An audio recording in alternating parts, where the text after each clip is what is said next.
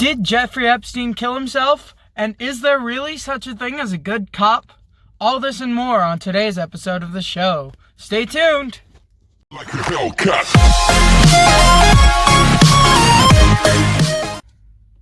Hey everybody, welcome back to the show, and as you can tell by the intro, today we're going to talk about a hot topic from a few months ago that is still going strong today. Did Jeffrey Epstein kill himself? And if so, how?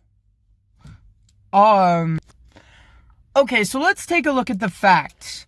Fact number 1, Jeffrey Epstein was taken off of suicide watch not long before the alleged incident.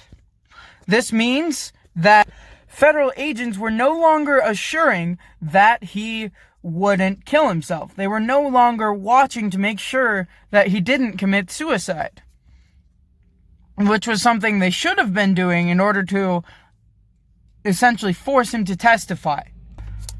There are many theories as to why they did this. However, it was not right for them to take him off of suicide watch. He needed to be alive in order to testify in court. Fact number 2, Jeffrey Epstein's cell was unguarded. So he was taken off suicide watch and his cell was unguarded for hours. And of course the guards who were supposed to be watching him are both being tried as we speak, and they are of course guilty.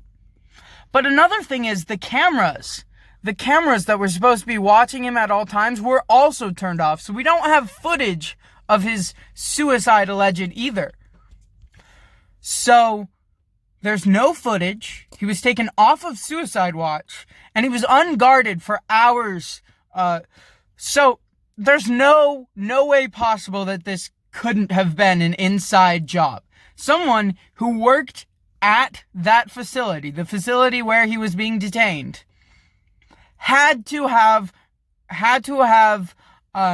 either, given the guards a break or laid them off or something. They had to have taken him off of suicide watch intentionally. And they had to have turned off the surveillance cameras for a reason. Many allege that it was homicide. And there's a chance, if you look at the images of Epstein's body, you can see some minor cut marks on his neck, which may imply that it was a homicide. However, the bed sheets could also have left those very same marks. They looked like burns, or these sheets themselves could possibly have cut. After all, paper is capable of cutting into people's skin, so perhaps if you get it at just the right angle, bed sheets can as well. So it might not necessarily have been a homicide, but it certainly was planned.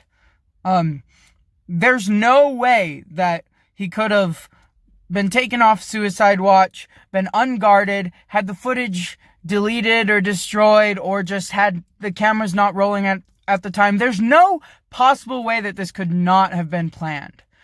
And of course, there's a good chance that this was the Clintons.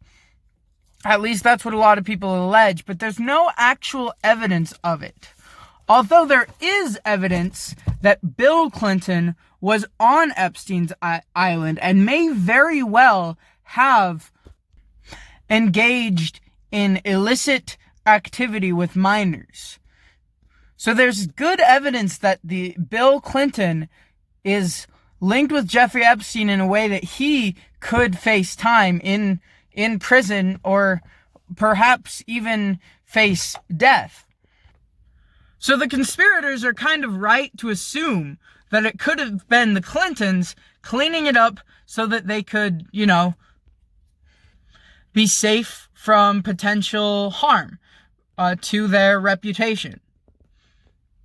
There have been a lot of other cases reported of individuals committing suicide who were associated with Hillary or Bill Clinton, and that certainly raises some red flags. Although, unfortunately, I I would argue that there's a good chance that the Clintons pay large sums of money to courts and to government officials to keep quiet about these things. But again, this is just theoretical. There's no actual proof that the Clintons engaged in such activity. However, sorry for that. However, they may very well have been. Okay, and the next thing I wanted to talk about was, is there such a thing as a good cop? And if so, why? So,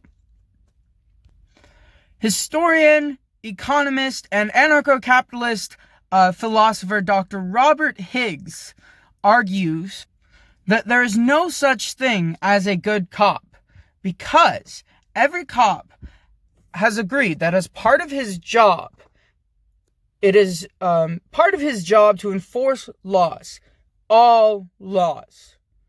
And many of these laws are unjust or perhaps even cruel or wicked. And therefore, all police officers have pledged to enforce unjust laws. And any and all individuals who enforce unjust laws are bad guys. With that being said, I don't hate all cops, and I don't necessarily think this is the case for all police officers. Now, of course, there are a lot of police officers who, just for the hell of it, or just for the rush, will enforce unjust law after unjust law and abuse the hell out of the power they've been given by the people. And of course, that is the fault of the politicians and of the cop for being such an asshole. We've all seen asshole cops, but there are also a lot of officers out there who are sincerely well-intentioned.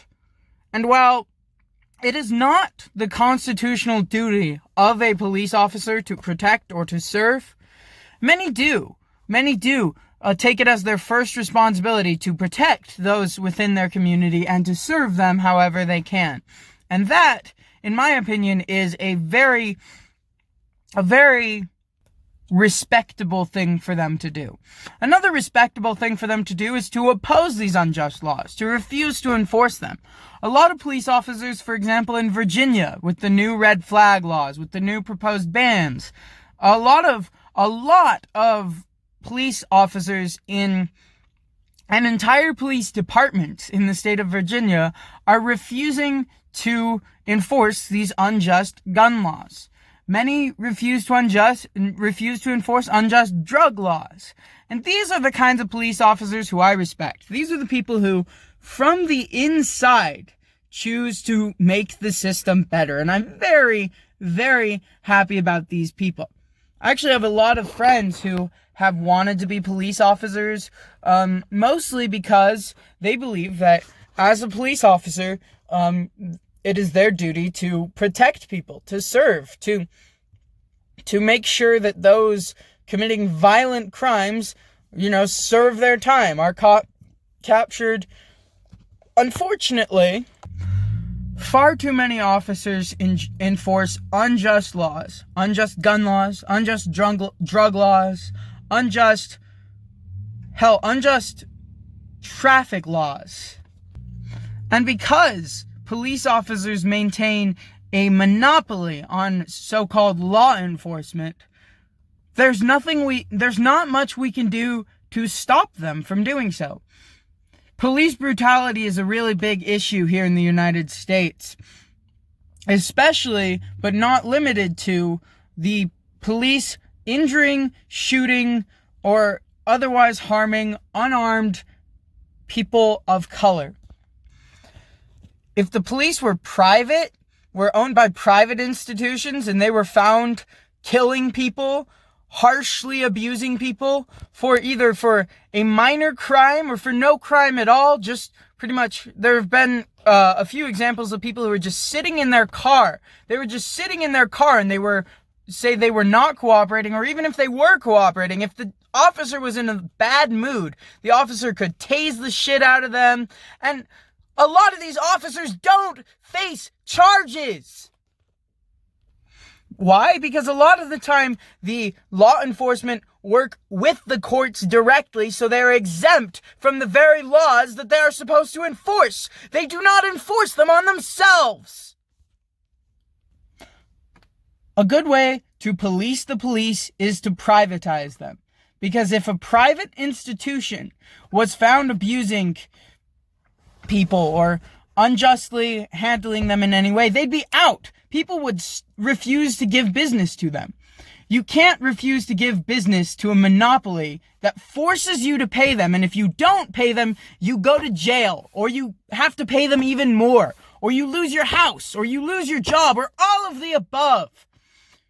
That is why anarcho-capitalism is an ideology. That is why voluntarism must be pushed to the max for a freer society, for a safer society, for a less violent society. Thank you. Those are my 2 cents. Take them for what it's worth. Subscribe, like, comment. If you hate it, dislike, go right ahead. Share this video all around. I hope you enjoyed. Bye.